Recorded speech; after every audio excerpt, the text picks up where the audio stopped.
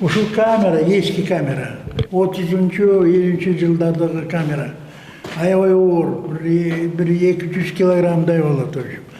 Бул камера менен кыргыз кереметин жаратуучулардын бири чыган режиссер Болот Шамшиев биринчи эмгегинен баштап акыркы кино картинасына чейин тартканын айтат. Анын оордугуна карабай ар бир кадрды кылдаттык менен тартып, андан кийинки түйшүгү монтаж болчу деп эскерет. Бүт тиги монтажды, ушу монтажды ушу столдо жасаганбыз. Мондай пленка алып, анан кесип, клейтетип, ушу пленканы канча ай менен отурганбыз монтаж жасап. Азыр болсо баары электроника. Кино эмес, а кино. Кадрга болчу. Учурда бул жабдуулар Кыргыз фильм киностудиясынын музейинде сакталуу. Режиссердун айтымында бул жайда эмнегедир чыгармага тартылган кээ бир гана буюмдар калган. Ушул чепкен караш окуясы жараспай, жасоол жараспайтын кийими. 50 жыл болду ушул биякта сакталган. Көңүлүм бузулганда бирдеме кинодо туура эмес болуп калса, мен айткан болчумун, алып келгилечи ушул музыкальный ящикти койгула мага деп.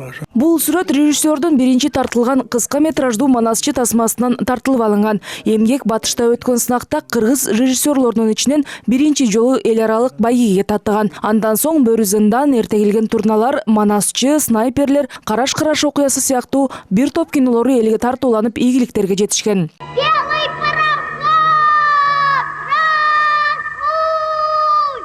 Бул кинону кимдер гана билбейт. Ак кеме тасмасы тарбиялык мааниси чоң мыкты тасма катары бааланып келет. Бул эмгегин жаратууда Болот Шамшиев тоо экелчиликке да барган. 5 айлык кызын бешикке салып муздак сууга агызганы бар. Мындай ишти бир гана өз кесибин сүйгөн инсан кыла алары бышык.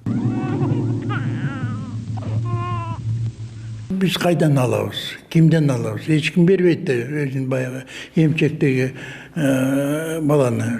Ошондон биз өзүбүз айтуран жанында болгон болчу. Анан кийин ал айтты, жок мен көрө албайм, кантип, анан качып кетти. Болду, мен өзүм жооп берем дедим. Быйыл кинорежиссер 75 жашка чыкты. Анын юбилейи августта белгиленери айтылууда. Анда өзү ушул тармактан тапкан кесиптештери, замандаштары чогулуп, кино айдыңында баштан өткөргөн окуялардан кеп салышмакчы. Ошондой эле аңгеме романдарын 3 том кылып чыгаруу алдында. Рахат Жаныбекова, Владимир Кубалдиев, НТС.